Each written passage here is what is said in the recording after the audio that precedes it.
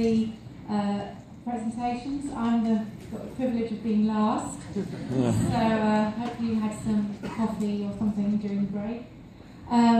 So I'm going to talk a little bit about teacher research is my main topic, but I'm going to cover some of the other points that Yvonne said I was going to cover. My background is that I was a teacher. I joined computing at school in 2009 as a teacher, met my best professional friends, who still are my best professional friends, through computing at school and the ethos of sharing and working together. And then I became a teacher trainer, and now I work for CAS and for King's College London training teachers. So I'm very interested in research in computer science education. I'm going to talk today about 4 things. Firstly, I'm going to just recap on our professional development model to show where teacher research comes in, and with a little bit about the master teachers as well. Secondly, I'm going to talk about why we need research in computer science education. And thirdly, I'm going to talk about our new teacher research programme.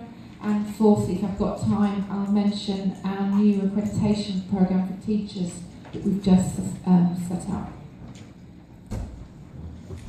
So, to recap from the last 3 presentations that you've just heard, we started in this kind of place where we just had 5 people in computing at school, and we wanted to have computing in the curriculum, and we were involved in advocacy. And here we are, amazing. We had computing started in the curriculum in September last year. So we were a year into our new curriculum of computing from ages 5 to 16. It's a really exciting time to be working as a teacher and a teacher trainer in this subject area in England.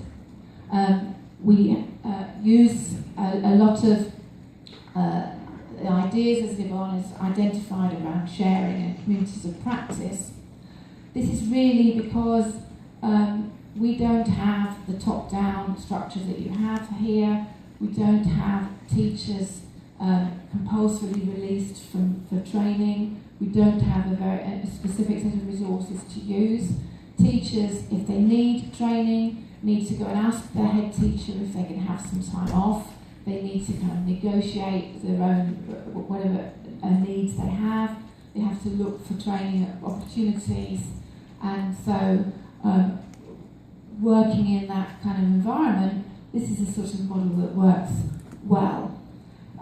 But we now have lots of training opportunities from various sources for teachers.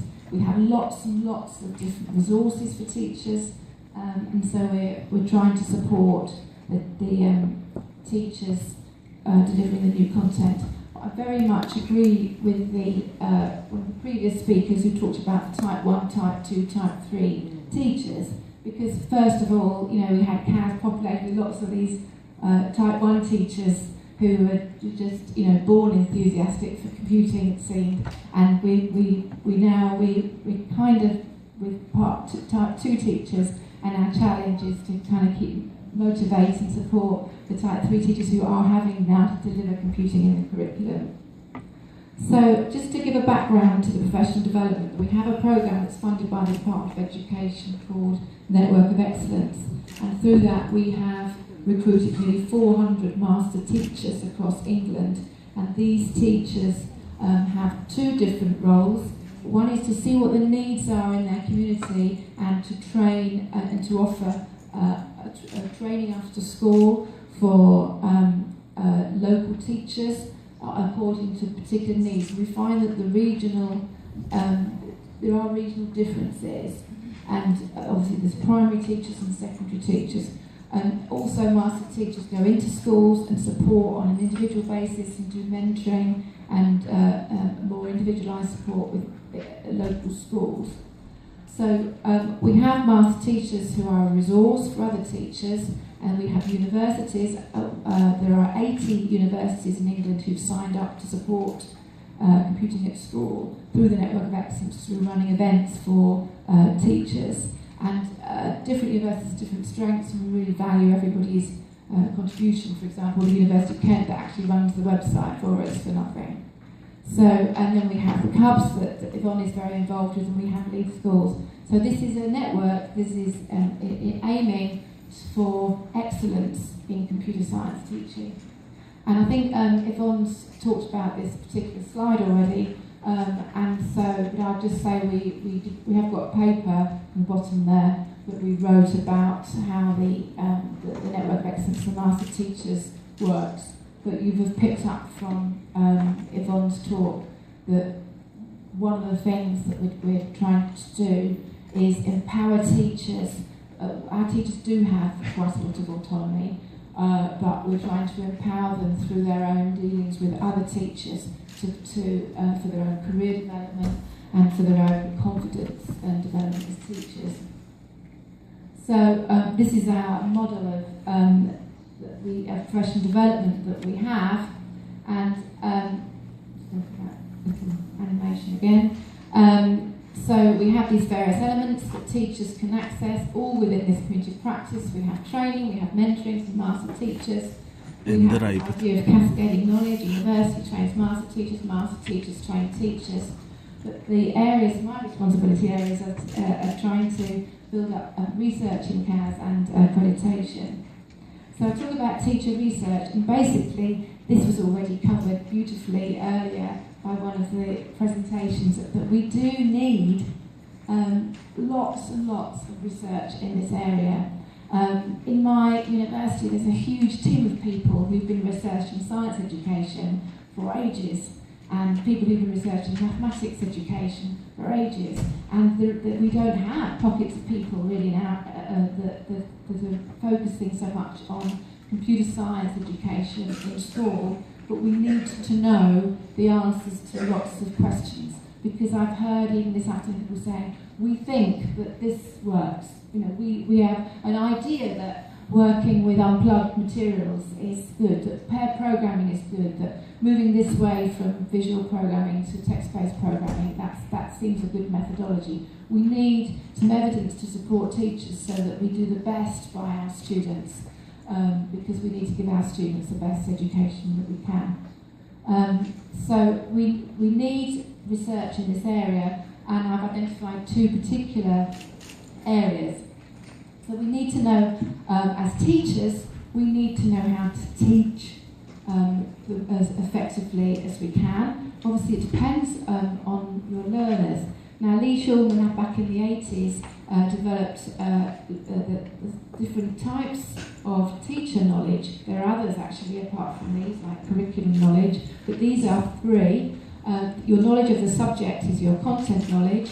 Your knowledge of how to teach generally is your pedagogical knowledge, but there is this other area, the PCK, the pedagogical content knowledge, which is how you teach your particular subject. And so people now are starting to research the area of the pedagogical content knowledge for computer science. The sort of things I was talking about before is how do we support, to teach programming in a way that helps students to progress. What's the correct order to teach aspects of programming? What's the correct balance of unplugged and coding, and how does computational thinking, how can that be taught if in the classroom? So this pedagogical content knowledge is very important. Another area of research is understanding the learner's point of view. So what are the facilitators, what supports learning, what keeps motivation, what concepts are difficult to understand, and what are the barriers to learning? How do we overcome students struggling with the resilience that you need to learn from your mistakes when you're teaching programming? What age and stage do we need? In good faith, we have put computing into the curriculum from age 5 without a body of research saying that computing should be in the curriculum for age 5. So we should be doing research to find out what different age groups can cognitively cope with and which concepts. And I've recently been involved in a research group on this topic, on the different concepts and at what stage they should be introduced. And then other areas that we need to look into, and then issues of, we have a gender issue in the UK, that's trying to encourage girls, and other diversity issues, motivating, and lots of different issues to look into. So I run a certificate, and the teachers for the certificate have a classroom investigation to do, and I come up with this great big long list of questions to help them have an idea for their investigation project. Just as an illustration that there are so many things that a teacher in their classroom investigating some of these things could be looking into. So, for example, how could students best move from learning visual programs to textual programming?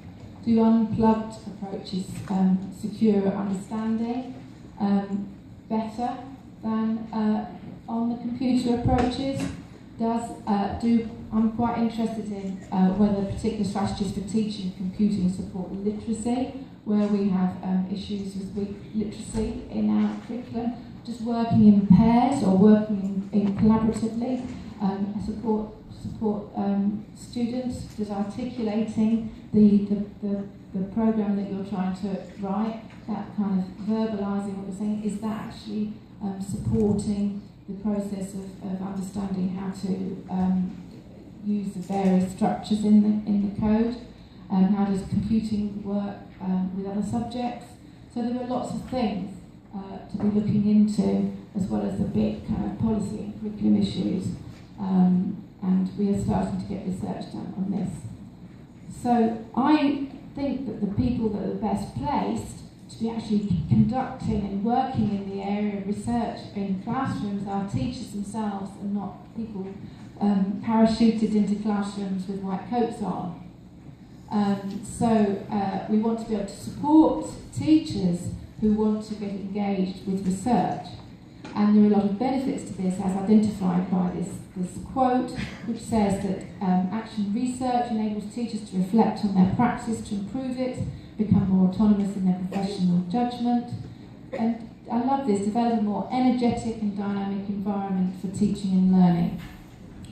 So the research activities may not add to the great body of solid research that we have, but they are a part of professional development for teachers, for some teachers, to support them in their classroom practice. However, we know teachers are completely overworked. They have a very high workload. They don't have very much time to be quietly investigating something in the background. They don't have the research skills. In our country, they don't really have access to the libraries and facilities that they might need to do this. So a teacher trying to undertake a research project on their own is going to be difficult. So we need to move to a model where teachers are supported by academics who can help them investigate areas of curriculum. So we're starting a new project. This is our latest thing with Computing at School, using a model where teachers work on a similar or the same project with a particular academic, and they just share in the design of their project, they gather their data, and they look at it collectively. So we get, rather than an individual small scale project, we get a kind of medium scale set of data, because we've tried something in 5 or 6 schools. So we're also going to put a little bit of funding to provide some training for teachers in the research methods that they will need, and then we have a lot of university academics in Computing at School who are interested in supporting teachers. So we will be using some of our volunteer academics to support this project. And then it's important that teachers are involved in the writing up and the output of what they've been involved in. Even if it was a very tiny thing that they've managed to do, because that's good career development, enables you to show your head teacher what you're able to do. It increases your public profile if you put a poster in a conference or an article in a magazine. And we have a very good magazine already that we can encourage teachers to be involved in contributing articles too. So this is our new project, and we've got people, we're just starting it, and that will run for the next year. So maybe I'll come back next year and tell you how it went. but the teachers are interested in it for various reasons, and they can see that that maybe that PhD is way beyond them at the moment, but this is something that's small that they could get involved with lots of support. So these two quotes come from teachers who want to be on this programme, saying that they realise how beneficial it is for their own development, for their school, and particularly for their students, because it supports the learning of their students. So that was all I was going to talk about in regards to teacher